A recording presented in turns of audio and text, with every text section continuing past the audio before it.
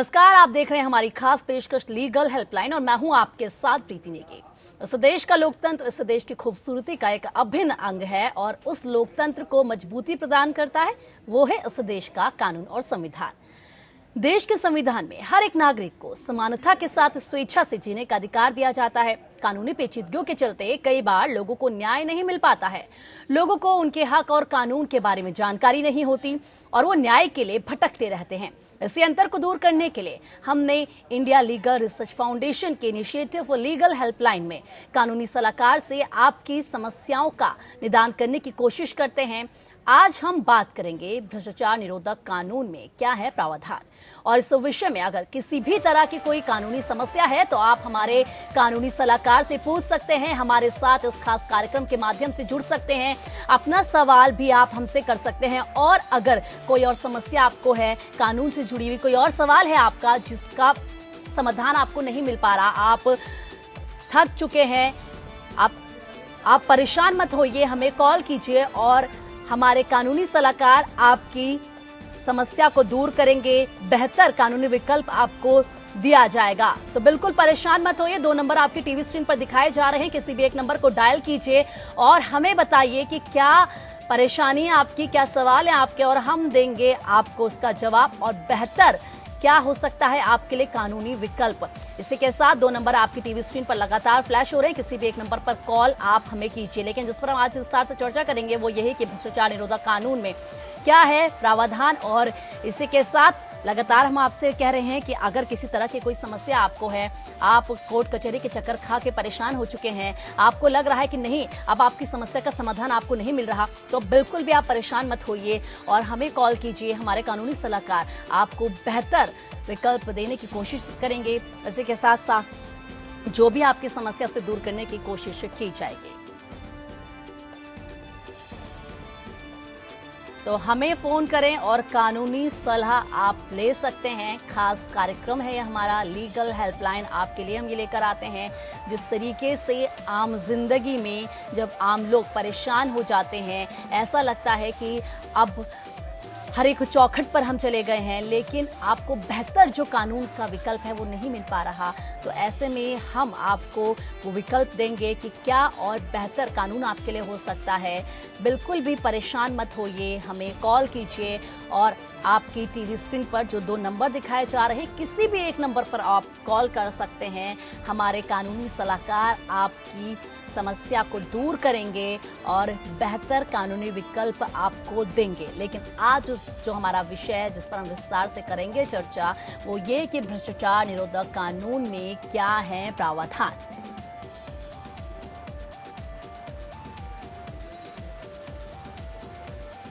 तो 2 नंबर आप अपनी टीवी स्क्रीन पर देख सकते हैं। परेशान अगर आप हैं तो बिल्कुल भी अब परेशान मत होइए, तुरंत अपना फोन उठाइए, नंबर डायल कीजिए और हमें कॉल कीजिए।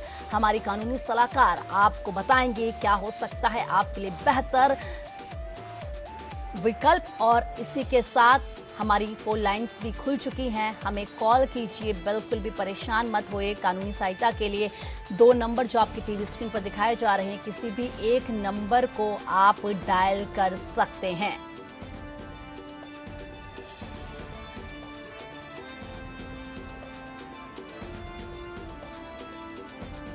लीगल हेल्पलाइन एक खास कार्यक्रम जो हम आम लोगों के लिए ये कार्यक्रम लेकर आते हैं। हमारी कोशिश यही होती है कि जो भी आपकी समस्या है, कानूनी पेचीदगियां जो आपकी हैं, उनको दूर हम करें। अगर आप परेशान हैं, काफ़ी लंबे समय से आपको लग रहा है कि नहीं आपकी जो समस्या है इसका निदान नहीं हो रहा, तो बिल्कुल भी अब परेशान होने की आपको ज़रूरत नहीं है।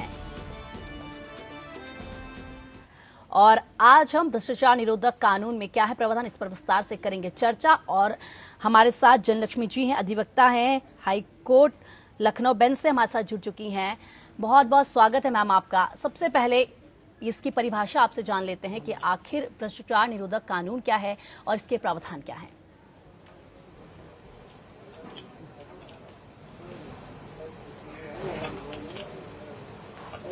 जनलक्ष्मी जी, मेरी आवाज आ रही है आप तक, सुन पा रही हैं आप मुझे? जी, जी जी, आवाज आ रही है। जी। मैडम, यही जिस तरीके से आज हम चर्चा कर रहे हैं कि भ्रष्टाचार निरोधक कानून है क्या और जो प्रावधान है वो क्या है, विस्तार से जानना चाहूंगी आपसे। जी,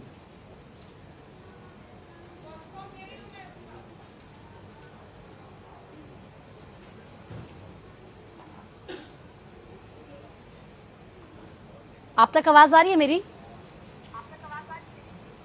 जी, अभी आवाज आई। जी मैडम, जो आज का हमारा टॉपिक है, जो हमारा विषय है जिस पर आज हम चर्चा करेंगे वो यही है कि भ्रष्टाचार निरोधक कानून में क्या है प्रावधान और इसकी परिभाषा क्या है, विस्तार से समझाइए हमारे दर्शकों को। जी जी जी, भ्रष्टाचार निरोधक कानून। जी देखिए, ये समाज में हमारे यहाँ भ्रष्टाचार को रोकने के लिए तरह तरह के कानून समय समय पे बनाते रहे। जी। और भ्रष्टाचार में एक तो सामाजिक है एक भ्रष्टाचार, दूसरे एक है मिलावट का है। तो अगर हम जैसे मान लीजिए मिलावट वो ले लेते हैं निरोधक, तो उसमें जैसे 370 है, उसमें 44, 45, 46, तो इसमें जो है 3 साल से लेकर के 3 साल की सजा, 1000 जुर्माना, 6 महीने की सजा, और अगर मान लीजिए वो जहरीले उसकी है पदार्थ की तो आजीवन कारावास तक का है। जी। तक जिस तरीके से जब हम भ्रष्टाचार की बात करते हैं तो सबसे पहले जो सवाल जहन में उठता है वो यही कि शायद घूस लेना या घूस देना, क्योंकि जिस तरीके से घूस लेने पर तो है प्रावधान, लेकिन क्या घूस देने पर भी इस तरीके का कोई कानून है, प्रावधान है, क्या सजा है?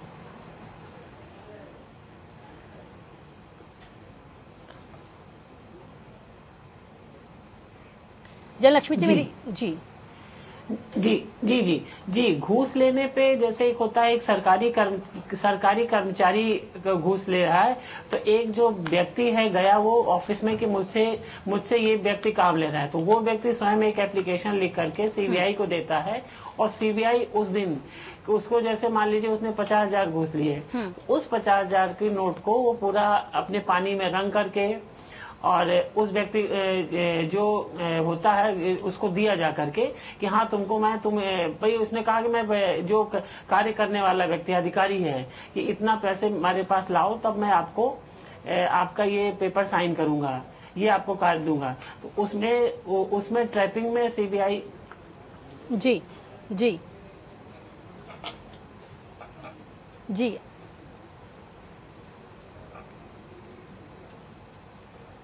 मैडम आपकी आवाज आ रही है, अपनी बात पूरी कीजिए। हेलो जी, सुन पा रही हूँ मैं आपको, आप अपनी बात पूरी कीजिए मैम।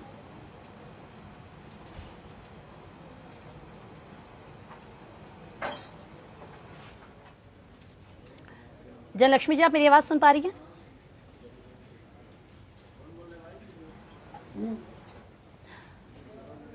संपर्क फिर से हम जयलक्ष्मी जी से साधने की कोशिश करेंगे, कुछ टेक्निकल प्रॉब्लम हो रही है। लेकिन जिस तरीके से भ्रष्टाचार की जब हम बात करते हैं, तमाम सवाल भी जहन में उठते हैं कि क्या घूस लेने की ही बात है, क्या इसमें सिर्फ घूस देने की ही बात है। तमाम ऐसे उदाहरण हैं, चाहे हम देखें किस तरीके से जो नौकरशाह हैं, चाहे हम बैंकर्स की बात करें या हम आम जिंदगी में भी देखें, लगातार जो लोग होते हैं वो काफ़ी परेशान होते हैं छोटे छोटे कामों को कराने के लिए। कभी इस तरीके के मामले सामने आते हैं कि जो लोग हैं वो घूस दे रहे हैं छोटी छोटी चीज़ों के लिए। तमाम सिर्फ यहाँ पर घूस का मतलब यही नहीं, भ्रष्टाचार का मतलब यही नहीं कि पैसे लेना और देना, इसमें तमाम चीज़ें भी शामिल होती हैं। बड़े बड़े भ्रष्टाचार हमने देखे हैं, किस तरीके से किसी काम के में प्रॉपर्टी ले ली जाती है, या ऐसे तमाम मामले हैं। इसी पर हम विस्तार से चर्चा करेंगे, जानेंगे क्या सजा है, क्या और क्या क्या पेनल्टी लगती है, किस तरीके के और मामले इसमें सामने आते हैं। लेकिन भ्रष्टाचार निरोधक कानून में क्या है प्रावधान, ये भी हम फिर से विस्तार से जानने की कोशिश करेंगे। अपने दर्शकों से लगातार हम ये अपील कर रहे हैं कि आप हमें कॉल कीजिए। 2 नंबर आप अपनी टीवी स्क्रीन पर लगातार देख सकते हैं, किसी भी एक नंबर पर कॉल कर सकते हैं आप। अगर आप परेशान हैं, आपकी जो समस्या है उसका हल आपको नहीं मिल पा रहा है, आपको लगता है कि कानूनी पेचीदगियों के चलते, या फिर आप वो चीज़ों को नहीं समझ पा रहे हैं, कोई चीज़ आप पे डोमिनेट हो रही है, तो बिल्कुल भी आप परेशान मत होइए।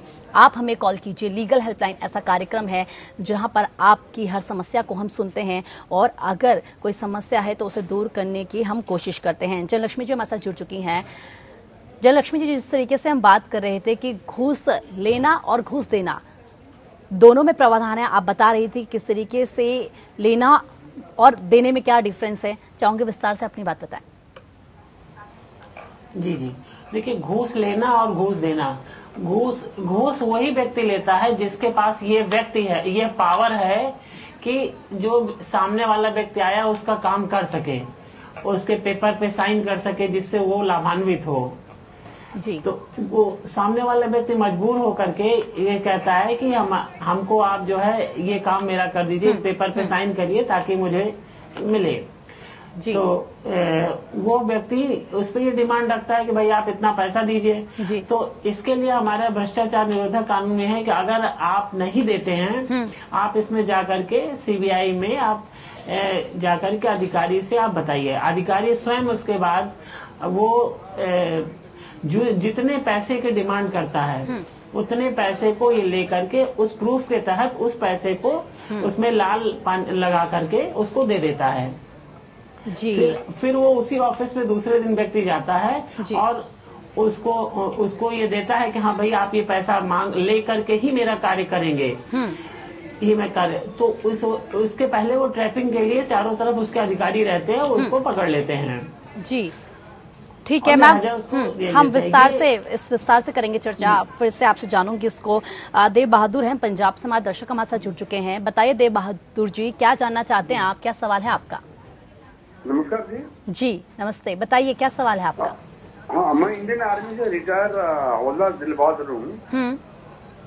मैं कई बार ये सवाल पूछा था लेकिन मेरी तो संतुष्टि नहीं हुई। आधे में मैं पहला हो सकता कि मैंने डिटेल में मेरा रिक्वेस्ट ये है मैम जी, मैं इंडियन आर्मी में 34 ईयर सर्विस करके रिटायर हुआ हूँ जी।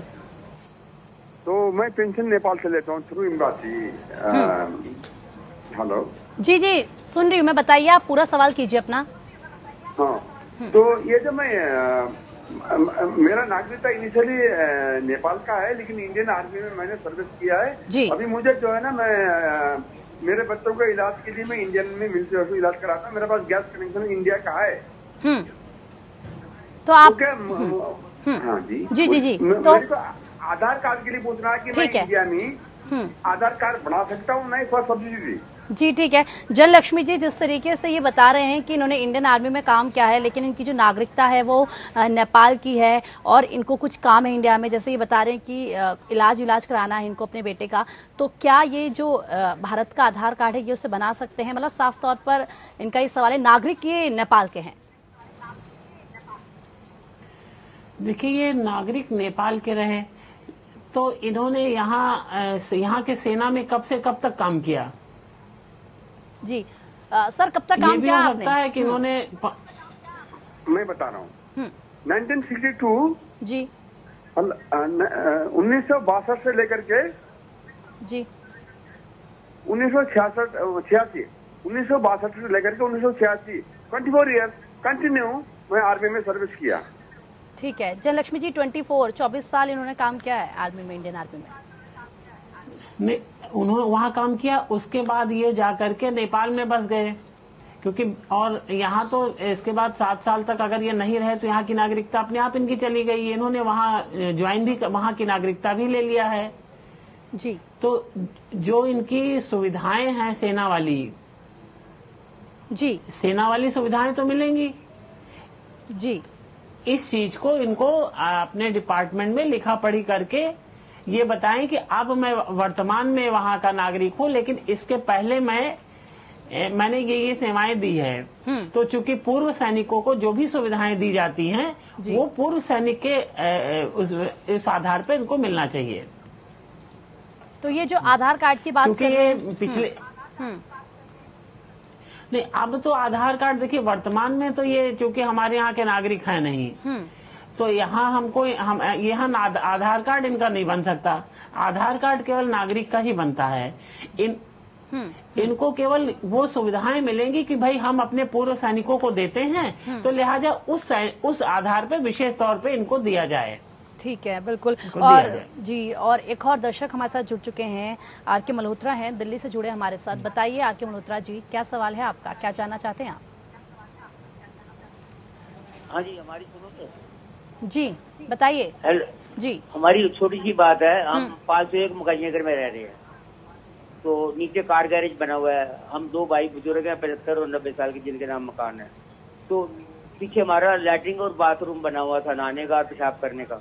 तो जो कोई आता है, कार खड़ी करे, स्कूटर खड़ी करे, वो पेशाब टट्टी जा सकता है। तो पीछे से खिड़की तोड़ के कोई चोरी कर गए थे, 2 मोटरों की, पानी की मोटर चोरी करके, जिसमें कंप्लेंट करी थी। पुलिस आई कि कहती ये रास्ता रोक दो।